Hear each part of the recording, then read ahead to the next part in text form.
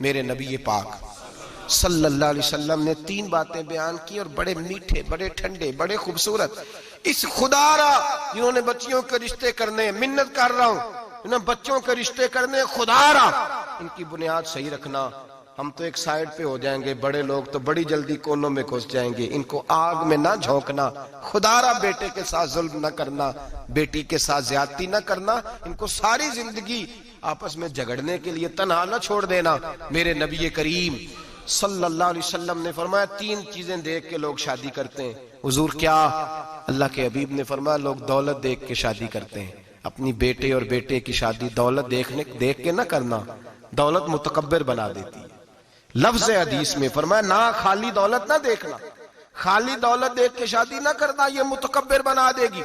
اور جو بی دولت لے کے آئے گی، جب وہ خامد کو عزت نہیں دے رہی تو خامد کی ماں کا تو دوسرا حصہ ہے، خامد کے باپ کا تو تیسرا درجہ ہے، اس کے بہن بھائیوں کا تو چوتھا درجہ ہے. تو بھئی جو خامد کو ہی سمجھتی ہے کہ یہ تو میری دولت کے پیچھے آیا ہے تو کسی اور کو کس نظر سے وہ دیکھے گی؟ میرے نبی کریم علیہ السلام نے فرمایا لوگ چہرے کی ظاہری خوبصورتی دیکھ کے شادی کرتے ہیں، ظاہری خوبصورتی دیکھ کے، خالی حسن دیکھ کے شادی نہ کرنا، یہ تو سرکش بنا دیتا ہے.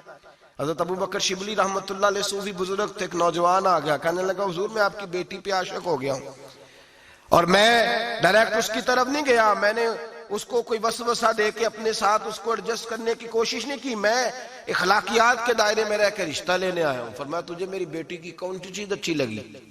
نوجوان کہنے لگا خوبصورت بڑی ہے. آپ نے فرمایا ٹھیک ہے تو 1 مہینے کے بعد آنا، میں تیرا رشتہ کر دوں گا. حضرت نے اس کو دوائی کھلائی، بچی کو دست آنے لگے، پخانے لگ گئے. 1 مہینہ سارا وہ پخانے کرتی رہی. وہ جو پخانہ کرتی تو ایک مٹکے میں گھڑے میں سنبھال دیتے. 1 مہینے کے بعد وہ نوجوان آیا، اس نے دیکھا کہ اس کی آنکھوں کے نیچے سیاہیاں پڑ گئی ہیں، رنگ بدل گیا ہے، کمزور ہو گئی ہے، ہاتھ کانپتے، ہڈیوں کا گٹھا بن کے لگی ہوئی ہے. فرمایا آجا میں تیار ہوں. پردہ ہٹایا کہ جی میری بیٹی ہے شادی. کہنے لگا میں نے تو نہیں اس سے شادی کرنی. کہ تو کہتا تھا عشق ہو گیا ہے، پیار ہو گیا. تو اس نے کہا صاحب میں تو اس کی خوبصورتی سے پیار کرتا تھا. تو آپ نے فرمایا اگر شادی کے بعد میری بیٹی بیمار ہو جاتی، اگر نکاح کے بعد اس کے حالات بگڑ جاتے تو کیا کرتا؟ آپ نے فرمایا ادھر آ میں تجھے بتاؤں تجھے پیار کس چیز کے ساتھ تھا. اس کا بازو پکڑا اور گند والے مٹکے پہ لے گئے. فرمایا تو اس گند سے پیار کرتا، یہ ہے تیری محبت. میرے نبی پاک صلی اللہ علیہ وسلم نے گھر ٹوٹنے سے بچانے کا نسخہ پہلے یہ بتایا. فرمایا خالی دولت دیکھ کے شادی نہ کرنا، دولت متکبر بنا دے گی. اور خالی حسن دیکھ کے شادی نہ کرنا، حسن آدمی کو سرکش بنا دیتا ہے. حضور کیا دیکھیں؟ فرمایا دین دیکھ کے شادی کرنا، اللہ تمہارے لیے برکت پیدا فرما دے گا. دین دیکھ کے نکاح کرو، دین دیکھ کے نکاح کرو. محبوبہ یہ دین والا لفظ کس کے لیے ہے؟ فرمایا ادھر آؤ، کائنات میں اگر اللہ نے سب سے شان والی بیٹی دی ہے تو مجھے دی ہے، اور میں اس علی کو دے رہا ہوں جس کا مکان بھی کوئی نہیں، کاروبار بھی کوئی نہیں، جس علی کا بظاہر کوئی بینک بیلنس نہیں، کوئی مربع نہیں، کوئی شے نہیں. حضور علی کے پاس کیا ہے؟ فرمایا میرا علی عشاء کے بعد قرآن شروع کرتا ہے تو فجر سے پہلے ختم کر دیتا ہے. میرا علی صبح کی نماز کے وقت تلاوت شروع کرتا ہے تو ظہر سے پہلے قرآن مجید پڑھ دیتا ہے. فرمایا رزق کھاتا ہے، تھوڑا کھاتا ہے پر حلال کا کھاتا ہے. فرمایا پاکیزہ روٹی کھاتا ہے، اور جب میدان میں نکلتا ہے تو برادری کے لیے نہیں نکلتا. جب تلوار لے کے نکلتا ہے تو یہ مکے کے لیے نہیں لڑتا، یہ تلوار لے کے نکلتا ہے تو قومیت کے لیے نہیں لڑتا. محبوب کس لیے لڑتا ہے؟ فرمایا یا خدا کے لیے لڑتا ہے یا محمد مصطفیٰ کے لیے لڑتا ہے. اس کی تلواریں پاکیزہ، نظریات پاکیزہ. دیکھو میں بیٹی کا نکاح کہاں کر رہا ہوں. میرے بھائی تو نے رشتے کی بنیاد ٹھیک نہیں رکھی تو یہ ٹوٹ گیا.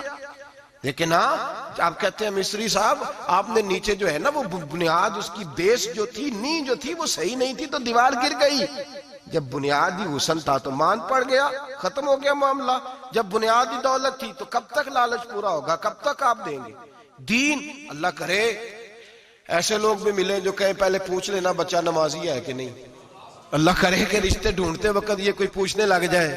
اللہ کرے کہ کوئی پوچھنے لگ جائے کہ بچی پردہ دار ہے کہ نہیں. اللہ کرے کوئی پوچھنے لگ ہی جائے کہ بچہ قرآن شریف کے ساتھ دلچسپی رکھتا ہے کہ نہیں. اسے حضور کی نعتیں اچھی لگتی ہیں کہ نہیں. وہ نبی پاک کے نام کا نعرہ لگانا جانتا ہے کہ نہیں. کبھی اس کی آنکھوں میں مصطفیٰ کے لیے کوئی آنسو آیا ہے کہ نہیں. کبھی وہ تڑپا ہے کہ نہیں، کبھی وہ رویا ہے کہ نہیں، کبھی اسے محبوب پاک علیہ السلام کی غلامی پہ ناز ہوا ہے کہ نہیں، کبھی ایسا ہوا ہے کہ وہ سر پہ پگڑی باندھ کے، چہرے پہ داڑھی سجا کے، سفید رنگ کا جوڑا پہن کے شیشے کے آگے کھڑے ہو کے کہتا ہو آج میں بڑا حسین لگ رہا ہوں اس لیے کہ میں اپنے محمد عربی کے لباس پہ لپٹا ہوا ہوں، اپنے رسول کا میں نے انداز اپنایا ہے۔ اللہ کرے ایسے بھی ہونے لگے، یہاں تک ہوتا ہے۔ اماں کہتی ہے بیٹے پیر صاحب سے کہنا تھوڑا موقع دیں، تیری شادی کر لیں، اس کے بعد ٹھیک ہے پھر داڑھی شاڑی۔ تو میں کہا کرتا ہوں بی بی لانی کاہے کو ہے جسے داڑھی پسند نہیں، لانی کاہے کو ہے جس کو داڑھی پسند نہیں۔